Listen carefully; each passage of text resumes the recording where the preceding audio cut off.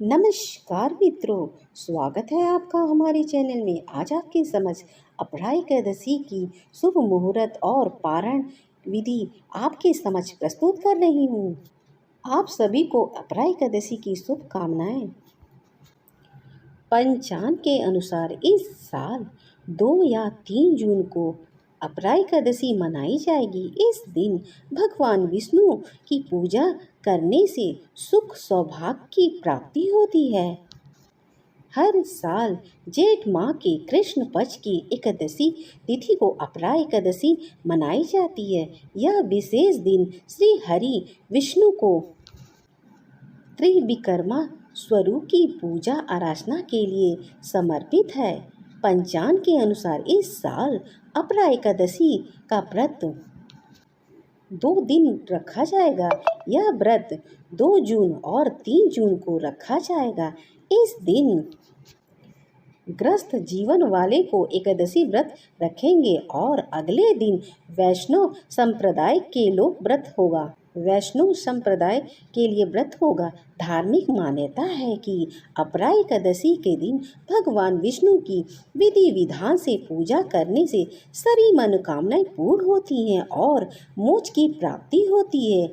आइए जानते हैं अपराह एकादशी की शुभ मुहूर्त, पूजा विधि, महत्व और व्रत कथा।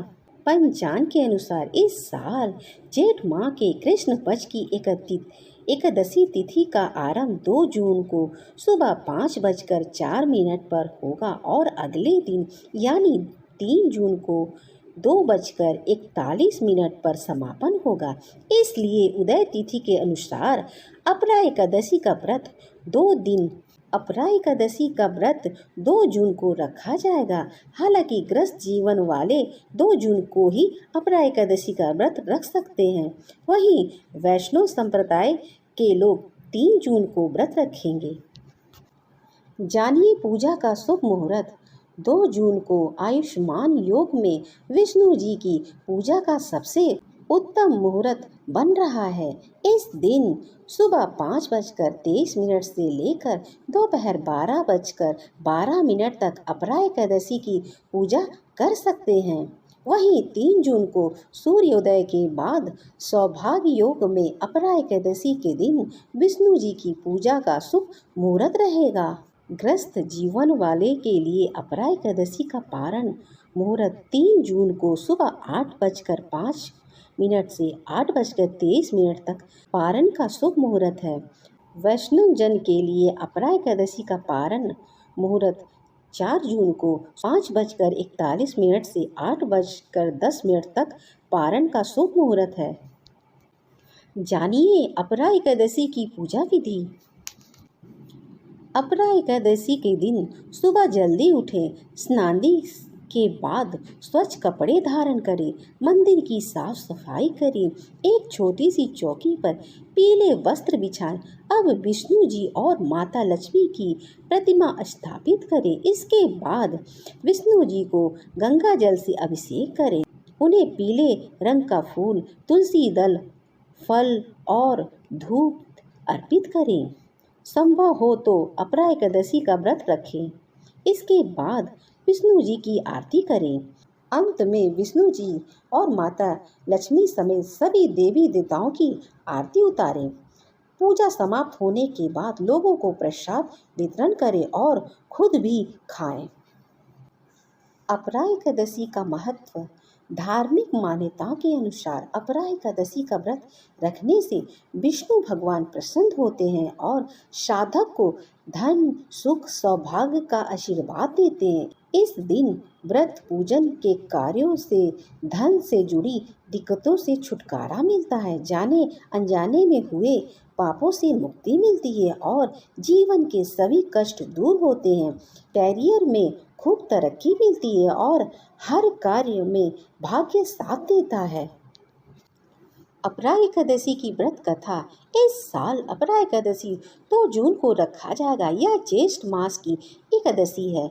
एकादशी व्रत बहुत ही पुष्प देने वाला माना जाता है। ऐसा कहा जाता है कि जो मनुष्य एकादशी का व्रत करता है और भगवान विष्णु और माता लक्ष्मी की पूजा करते हैं, उसे विष्णु लोक की प्राप्ति होती है। इस व्रत के नियमों का पालनी दशमी तिथि से ही हो जाती है।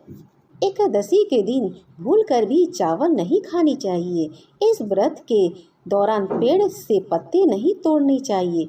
दशमी एकादशी और द्वादशी के दिन कांसे के बर्तन का इस्तेमाल बिल्कुल ना करें। एकादशी के दिन व्रत रखें और द्वादशी में चावल का इस्तेमाल करना चाहिए। इस दिन यह कहानी जरूर पढ़नी और दूसरों को सुनानी चाहिए। पौराणिक कथा के अनुसार महिदाज नाम का एक राजा था जो बहुत ही धर्मात्मा था और दयालु था। राजा और उनका छोटा भाई महल में रहते थे। राजा का छोटा भाई ब्रजध्वज उनसे एकदम अलग स्वभाव का था और उसे अपने भाई का व्यवहार पसंद नहीं आता था। वह हमेशा ही इस फिराक में रहता कि किस तरह से राज्य को हथिया लिया जाए। इसके लिए वह राजा को मारने की साजिश रचता था। एक दिन मौका पाकर उसने अपने बड़े भाई को मार दिया और एक पीपल के पेड़ के नीचे दफन कर दिया। लेकिन अकाल मृत्यु के कारण महिदाज को मोक्ष नहीं मिल रहा था। इस तरह से वह उस पेड़ पर एक आत्मा के रूप में रहता था और उस पेड़ से गुजरने वाले हर व्यक्ति को डराता था।